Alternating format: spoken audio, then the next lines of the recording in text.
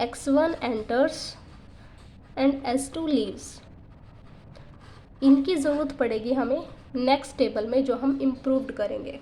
So next step क्या होता है, स्टेप 3।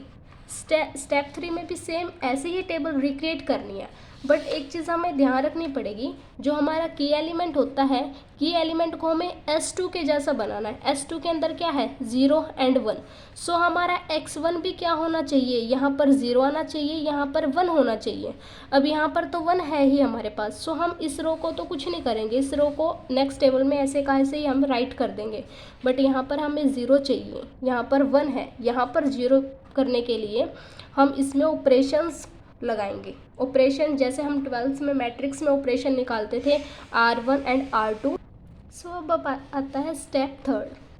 स्टेप 3 में क्या करना है, जैसे कि यहाँ पर हमें ऑपरेशंस के R1 एंड R2 12th में हम मैट्रिक्स में ऑपरेशन लगाते थे, वैसे इस टेबल में ऑपरेशन लगाना है, क्योंकि यहाँ पर हमें 0 चाहिए। 0 कैसे आएगा, ये मान लो हमारी R1 है, ये हमारी R2 है। अगर हम R1 माइनस R2 करते हैं, यानी कि 1 माइनस 1 0, देन हमें 0 मिल जाएगा। सो ये रो तो हम एज इट इज़ ही लिखेंगे। नेक्स्ट टेबल जब हम इम्प्रूव करते हैं स्टेप 3 में, सेम वही चीज़ें आएगी, बेसिक वेरिएबल। अब यहाँ पर बेसिक वेरिएबल x1 क्यों आया, क्योंकि x1 एंटर हुआ था और s2 लीव्स हुआ था।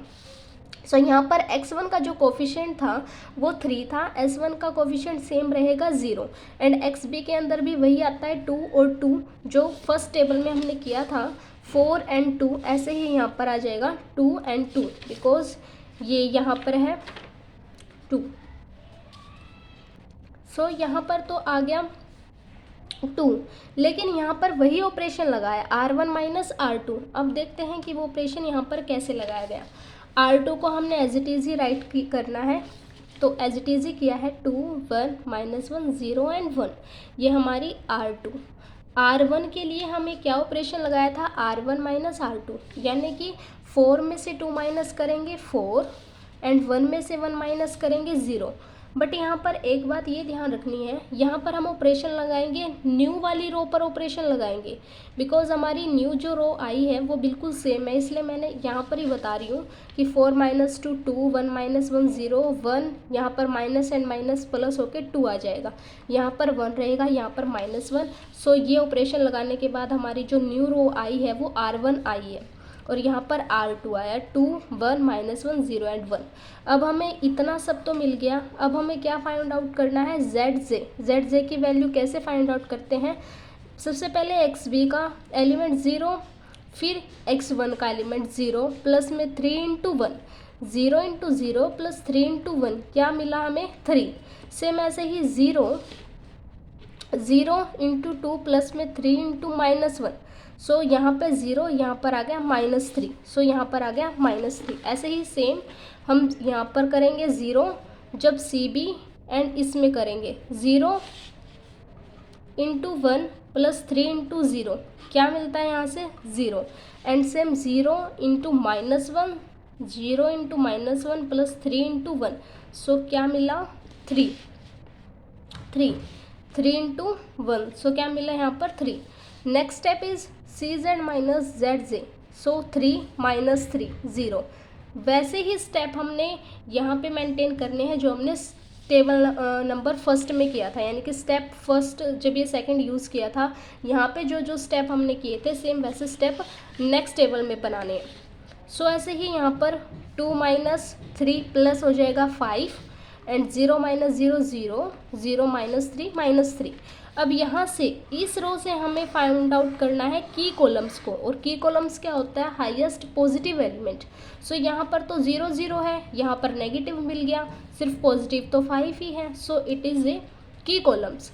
जब हमें की कॉलम्स मिल जाता है, ये पूरा कॉलम्स हमें मिल गया, इस कॉलम्स के मिलने के बाद हम मिनिमम रेशियोज निकालते हैं, यानी कि यहाँ पर मिनिमम रेशियोज क्या होगा, x2। यहाँ पर क्या आ जाएगा, जो भी की कॉलम होता है उसी के साथ हम डिवाइड करते हैं, सो यहाँ पर x2 आएगा।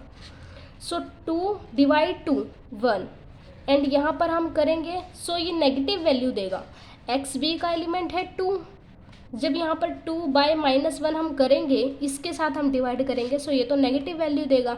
सो इसको हम क्या करते हैं, नहीं लेंगे, क्योंकि नेगेटिव वैल्यू दे रहा है। हमें क्या चाहिए, 1 मिनिमम वैल्यू भी है और हमारे पास ये सिंगल एलिमेंट भी है। सो ये रो जो मेरी मिलती है मुझे, वो मिलती है की रो। और यहाँ पर की रो एंड की कॉलम का इंटरसेक्शन जब मैंने किया, सो मेरे को 1 एलिमेंट मिला which is a 2 is called a की एलिमेंट।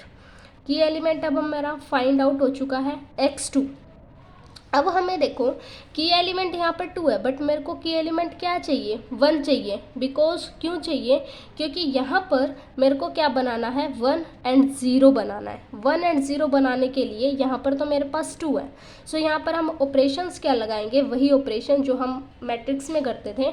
अगर यहाँ पर -1 है, सो मैं ऑपरेशंस क्या लगाती हूँ इसमें, अगर R2 पे ऑपरेशन लगाया जाए, 2R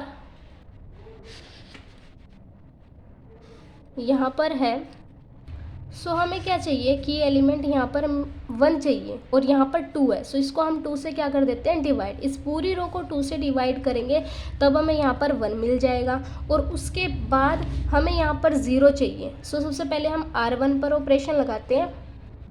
सो इसमें हम R1 पर ऑपरेशन लगाएंगे। और एक बात और यहाँ पर ये देखनी है कि x2 है, अब x2 क्या करेगा, एंटर्स करेगा एंड s1 लीव्स करेगा। इस चीज़ को मत भूलना, इस चीज़ को याद रखना। अगर हम यही चीज़ गड़बड़ कर जाएंगे कि क्या एंटर करेगा क्या लीव्स करेगा, तो सारे कोफिशिएंट भी गलत लिखेंगे और हमारी टेबल्स भी इम्प्रूव नहीं हो पाएगी, हमें ऑप्टिमल सॉल्यूशन ही नहीं मिलेगा।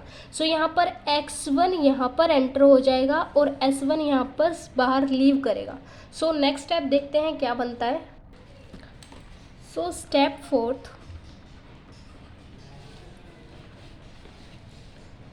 हमने स्टेप 3 में क्या ऑपरेशन यहाँ पर लगाया था R1 में, क्योंकि हमें की एलिमेंट यहाँ पर 1 चाहिए था। सो इसलिए हम इसको 2 से डिवाइड कर देते हैं। 2 से डिवाइड होने के बाद जो मेरी न्यू रो बन के तैयार आई है, यानी कि इसको हम R1 मान लेते हैं। जब हमने इसको 2 से डिवाइड किया, सो यहाँ पर आया x भी 1। अब यहाँ पर x2 ने एंट्री ली थी, s2 रिमूव कर गया था, लीव्स हो गया था, s1 लीव्स हो गया था एंड x2 एंटर हुआ था। सो इसका कोफिशिएंट आता है cb में।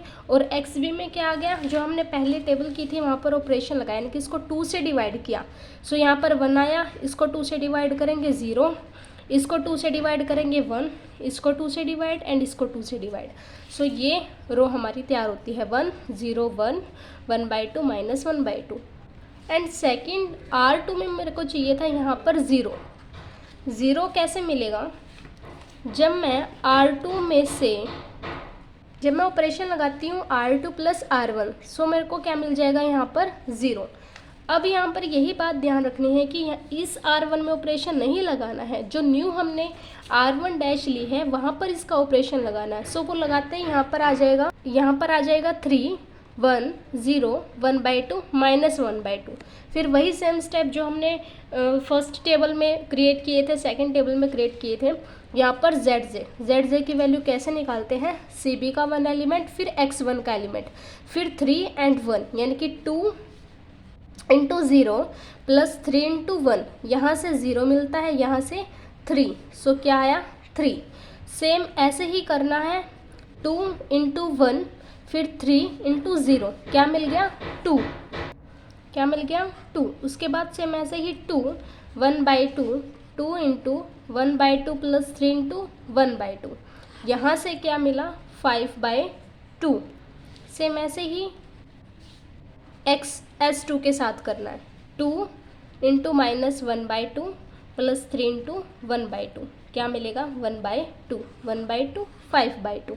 उसके बाद CZ - ZJ, CZ क्या था 3 - 3 0, जैसे हम पहले टेबल्स में निकालते थे। 2 - 2 0 0 - 5/2 क्या आ जाएगा -5/2, 0 - 1/2 -1/2। अब यहाँ पर हमें क्या देखना है कि जो CZ आया है, क्या मैक्सिमम Z था, मेरे पास ये मैक्सिमम Z था स्टेटमेंट पे। सो यहाँ पर ये देखना है कि CZ जो है वो <= 0 होना चाहिए।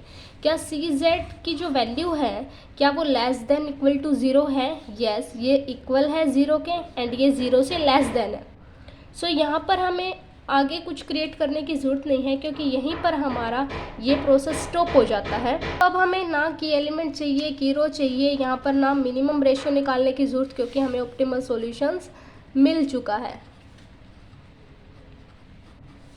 देखो अब यहाँ पर x1 की वैल्यू क्या है 3, x2 की वैल्यू क्या है 2, x1 की वैल्यू है 3 एंड x2 की वैल्यू है 4 एंड मैक्स जेड क्या था 3x1 प्लस 2x2। सो यहाँ पर इसकी वैल्यू पुट करते हैं 3 × 3 प्लस 2 × 1 क्या आता है 1।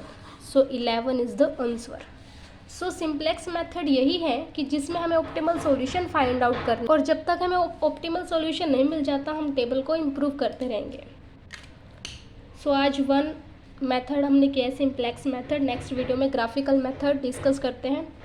Thank you.